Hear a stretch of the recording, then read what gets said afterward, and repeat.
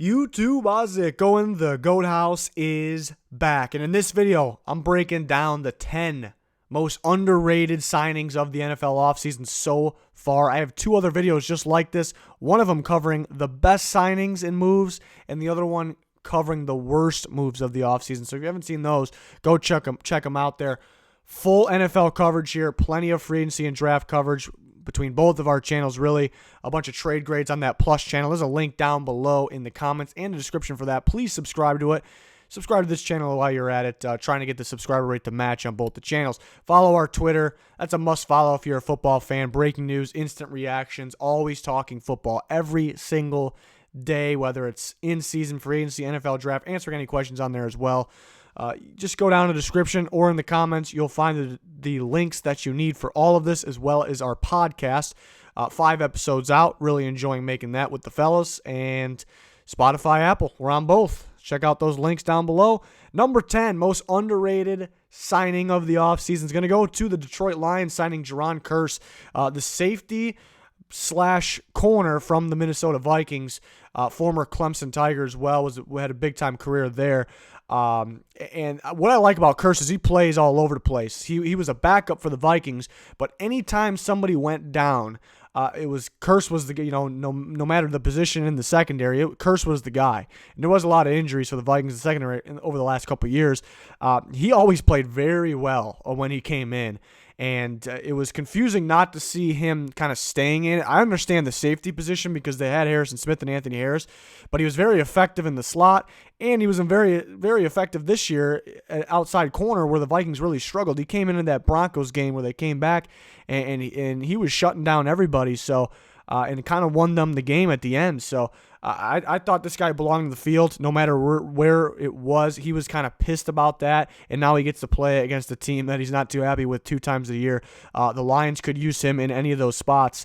The reason maybe it's not higher on the list is because I think they signed him. Well, they signed him to a cheap deal. That's another reason why it is on the list. But he's a big-time special teamer. I think that's what the plan is. But I think signing him, they should, and I know they'll consider him to start, but I think he can definitely play. As we sit, he's probably their second best corner, third best corner. Whether it's outside of the slot, and I think he's probably their second best safety as well. But they did bring some other guys in there. But that's a sleeper guy to kind of watch out for. Cheap deal and can make an impact really no matter where he is on that defense or special teams. Number 9 on the list is going to be Vonn Bell. Recent signing here is a strong safety. The Saints still very young, still trying to get to his potential. Last year was probably his career season. I think he was responsible. Well, he helped himself out. He played pretty well, but helping Marcus Williams out too, the free safety. He had a career year as well. Now he gets to go play with Jessie Bates, who I'm a big fan of. I like him as the free safety, and Vonn Bell fits at strong safety. I think it's a really good duo there, and he went for a little cheaper than I thought he would, and I thought the Bengals would be a potential landing spot. So they end up getting him as expected. What was unexpected is a little cheaper than I thought. And I just really like the pairing. It's not this big time player, but adding in, it's a 3-year deal. He's still kind of climbing. He's climbing to his potential. They're still very young. I really love the pairing with Vonn Bell and Jessie Bates there. So that is why it comes in at number 9. Number 8 on the list is going to be DEVON. Former Lions player, goes to the Cardinals. And, most of these deals are cheaper. This is one that is, a decent amount of money. I think it's still a good deal, but kind of unlike some of the other ones, it's still a little pricey, but I do like the deal. The main reason he's on here, Matt Patricia comes into the Lions. He kind of switches him to an edge rusher, which he was always an off-the-ball linebacker. He switches to an edge rusher, and I think he's pretty productive, pretty good for a guy that just switched, and I can, kind of watching him, I'm kind of just viewing him as not really a fit really in the Lions defense either. Kind of more of a 3-4 outside linebacker, which is an edge rusher. Cardinals run a 3-4. They happen to need somebody opposite of Chandler Jones, a top-tier pass rusher in this game today, and they get DEVON. I think it's a perfect fit. He's had a lot of upside as a pass rusher, learning, in that system and just learning more of the position in general. But then he happens to be from a guy like Chandler Jones as well. So a lot of upside here, and that's the reason it makes the list here at number 8. We're going to see number 7 now. This is probably one of the more expensive deals on this list. A lot of cheaper deals. Joe Schobert got a pretty good amount of money. There's a few reasons why it's on here. I think the main reason is I see a lot of people like not really talking about this one much. A lot of people don't really like it actually, but I like it. I think the deal is maybe even a little bit cheaper than I thought he was going to get. But it's really not about the contract here. Why it's up here. It's for, I think people are kind of sleeping on it. It's underrated, but the main thing here is I really like the idea of Schobert to the Jaguars and what it does to the rest of that defense. Right now they're running a 4-3, which means 3 linebackers, and Myles Jack's on the inside. I was a huge fan of Myles Jack out of UCLA. I always thought he was an outside linebacker, and I think he played a little better so far in his career there. So what that means is Schobert comes in. He's an inside linebacker. He can play inside. He can slide Jack back to the outside, which I like. Or it can mean they switch to a 3-4, which Schobert and Jack are both in the insides. They got pass rushers on the outsides. Josh Allen, one of those pass rushers, obviously, came from Kentucky where he ran a 3-4. He's good. He's really good in either scheme, but that also makes sense. So it brings him a little bit of flexibility with Schobert. I think it's a good fit, good deal, and people are sleeping on it. So that's why it is number 7 on this list. Number 6 is going to be Kyler Fackrell, a deep sleeper here. The Giants. I haven't been thrilled with the Giants offseason, to be quite honest. I thought they would be. I thought they'd be doing a little more, and the way they chose to use their money was a little confusing at times. But I actually really like this one. Kyler Fackrell coming from the Green Bay Packers. 2018 season, they used him as a rotation edge rusher. Wasn't always on the field, but pretty active for a rotation pass rusher, and he was very productive. It's not all about the sacks, but sacks do matter. He was very productive. I believe it was 10.5 sacks that season. And now this past season, the Packers wanted to get better there. They had the Smith boys, and they draft Rashawn Gary. That limited Fackrell's playing time despite a pretty good season in 2018. And so we could see he has it in him. He has the upside. He has the potential. Not a lot of wear, obviously, been used as a rotation guy. What did the Giants do with Marcus Golden? He was kind of just this sleeper guy they bring in there. He has a pretty productive year. Now he's going to be very expensive. It kind of reminds me of that. They're bringing in the guy that, and we've seen Marcus Golden kind of explode one year in the past with the Cardinals. Fackrell's kind of like the same thing here. It's going to be a lot cheaper. And yeah, you would like to get even better at that edge rush position maybe. But Fackrell is definitely a sneaky signing, I would call it. And I would look out for him to be, I'm not going to sit here and say he's for sure going to get double sacks, but yeah, it could be like a Marcus Golden sneaky performance for the Giants. So I thought that was a sneaky good signing there, cheap deal. Number 6 on the list. We're going to see number 5 now. It's going to be LaQuon Treadwell to the Falcons. And yes, I pictured him in college on Ole Miss there for a reason, and that is, what I started this channel with and what I've been doing for a long, long time is covering the NFL draft, and that's something I think I'm very, very accurate with. I trust myself more than anybody when it comes to player evaluations. And LaQuon Treadwell is one that I missed on. I was very high on LaQuon Treadwell. I didn't think he was going to be some crazy Pro Bowl receiver or anything, but I thought he'd be a lot better than what he was. And I'm still a part of me kind of trust that evaluation. You look what he did at Ole Miss, where his strengths were. Working that sideline, being a big-time playmaker on sideline, contested catches, and was absolutely dominant in the red zone. Let's look at how the Vikings use him. They put him in the slot. Sometimes they put him outside. They used him either to block or to run a slant. They didn't throw him a single jump ball out there, and he needed a change of scenery because who brought him in didn't use him right, and that kind of stuck with them a little bit. When they needed to use him when Thielen was out last year, he was actually pretty solid. But now the Falcons get him. Gets to change the scenery. Gets Matt Ryan. Gets Julio Jones. And Ridley, of course, a different style offense. They're going to get this guy the ball. They're going to run him the right routes. I think this is going to work out. This is a sneaky good signing here. Obviously a cheap deal, low risk, high reward. I'm banking on Treadwell. Maybe he's not going to play up to that first round talent we thought he would, but I think he'll play pretty darn well if given the chance. I think it's a really good receiver 3 for the Falcons right now. Number 4 on the list is Eric Ebron of the Steelers. There's a handful of players in the NFL that people just love to rip. at one time, maybe they deserved a little bashing, but there's, for some reason, some players, people just stick on it, and they think maybe it's fun, it's funny. I think EBRON's just one of those guys that people just love laying into. And, maybe he's had his rough goes at one point, maybe a little bit of a letdown with Detroit, couldn't make it work with Stafford, looked really good with Luck, and then as soon as he's given Brissett, he's dropping the ball again, not doing a whole bunch. A little bit difference in quarterback play there too, but I think it's all about the fit. I would not have liked the signing if he went to certain teams. I like it with the Steelers. I like him with Big Ben. It's kind of that style tight end they've been missing. Tight end's always been kind of crucial in a way for the Steelers, but at the same time, they haven't had anybody that big time to help them out.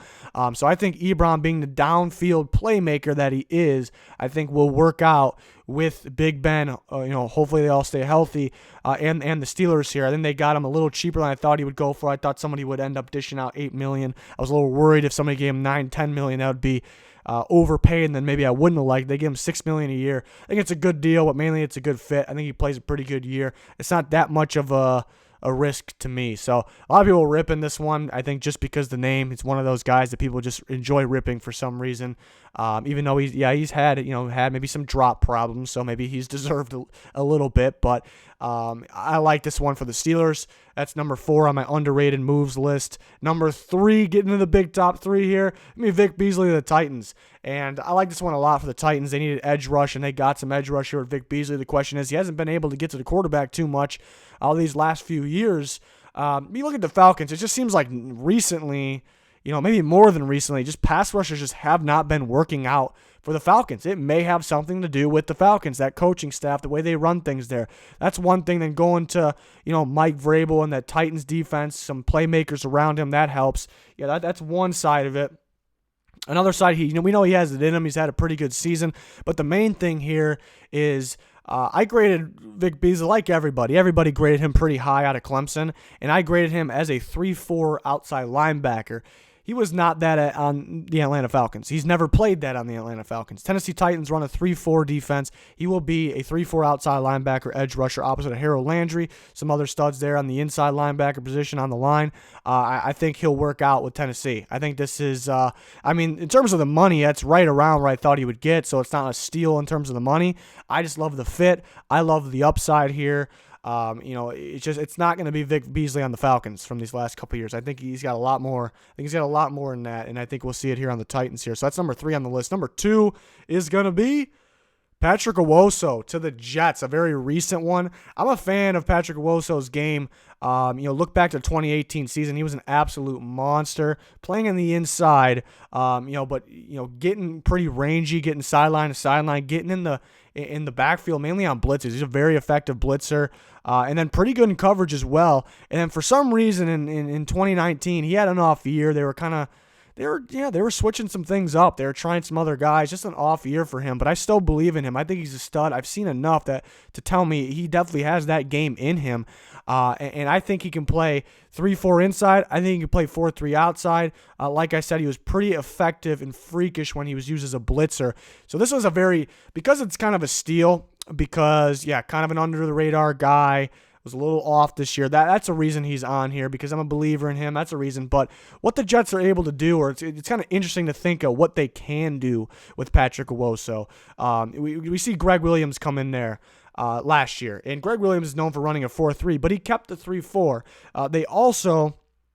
Mainly they kept the 3-4 because of the pieces they had. They also thought they've signed Anthony Barr, who ended up going back to the Vikings. But Greg Williams on record saying Anthony Barr, even though we're staying to a 3-4, Anthony Barr's coming from a 4-3. He's going to be kind of my Swiss Army knife. Going to use him in multiple ways. Going to get him after the quarterback, also drop back. They miss out on him. And now that's where Patrick Owusu comes into play here. Could he be, since he was a pretty good blitzer, but not really a pass rusher, could he be that Greg Williams Swiss Army knife that he's been looking for here? He can be. In that 3-4, he for sure can be. Or Greg Williams can kind of go back to his roots here and be more of a 4-3 defense. I think they're in position to do that, honestly. The reason for that is because he's more of a 3-4 inside linebacker, a 4-3 outside linebacker. They're full of inside linebackers. They don't really need another one. But if they switch to a 4-3, I like C.J. Mosley on the inside, the very middle linebacker. I like Avery Williamson as a 4-3 outside linebacker. I like Patrick Woso as a 4-3 outside linebacker. Cashman, Burgess, kind of rotation guys. And I think Jenkins stays in an edge, and no matter the defense, Quinton Williams, I think, can thrive a little more in the 4-3. It really doesn't matter to me. And they could draft another pass rusher for a defensive end. So that's pretty appealing, too. They can give different looks. They can mix things up. This guy can do a lot for this team. Greg Williams has a plan for him. So this is a very sneaky, interesting, underrated signing. Number one, anybody that's been watching me, they probably know it already. And he was in the thumbnail. Quinton Jefferson, who actually made another list, one of the best moves list too. Quinton Jefferson makes it number one. Big fan of his game last year with the Seattle Seahawks. He did a lot for that team. He did more than you think. He was more important to that team than you think. He played really everywhere. You know, when you say interior defense alignment, when they play everywhere, you usually mean, guys that can play nose tackle and play a traditional D tackle 3 technique. They can play those spots. But Quinton Jefferson played those spots, but I actually seen him play an edge rush spot too at times. It wasn't, a whole bunch of times, but I've seen it because the Seahawks pretty much just had Clowney out there, and he missed some games as well, so they pretty much had no choice. And he was effective getting pressure on the quarterback from any of those spots and pretty solid in the run game as well. The Bills need to add more quarterback pressure to make this defense elite. Maybe they need a little more from the exact edge spot, but they get some from in a lot of spots, like I explained, with Quinton Jefferson here. Very team-friendly deal, too. A lot cheaper than I would have paid more for him. I figured he was kind of going to be an under the radar, a little bit under the radar, maybe cheaper than he should be, but I would have paid a lot more. I was surprised that the Bills got Vernon Butler too. I was surprised that Butler got more than Jefferson. It just says how good I think Jefferson is, how cheap the deal is. But he's going to do a lot for this team. Gives them some unique looks as well with him and Butler, and Oliver, of course, too. Another guy that can move around a bit. And that's going to continue to get better. So this Bills defense, pretty scary. This was an epic steal in free agency. Number one sleeper, underrated steal of a signing, in my opinion. I didn't really have to think much about that one, but I did really like the other ones. I did, and there's some that didn't make this list that were pretty good too. I can sit here and listen. Top of my, I think the Melvin Gordon one to the Broncos a little. It's not really under the radar or anything, but I think that it could be big. 'Cause Gordon had an off year, but I still think he's a really good back, pairing him with Lindsey. So signings like those, maybe other running backs like Todd Gurley or just a couple of receivers getting cheaper deals. So we could sit here and talk about them all day, but I wanted to make this somewhat unique here and get this 10 out here that really stood out. So let me know your guys' thoughts in the comments. Please like the video. Check out the other ones just like this. We got all kinds of signing grades as well, all kinds of NFL draft coverage, mock drafts, 3-round recent mock draft actually. And then a lot more where that came from. We're getting closer to draft time, about a month away, so I'm very pumped about that. We're going to be live during the first round of the NFL draft right here on the channel.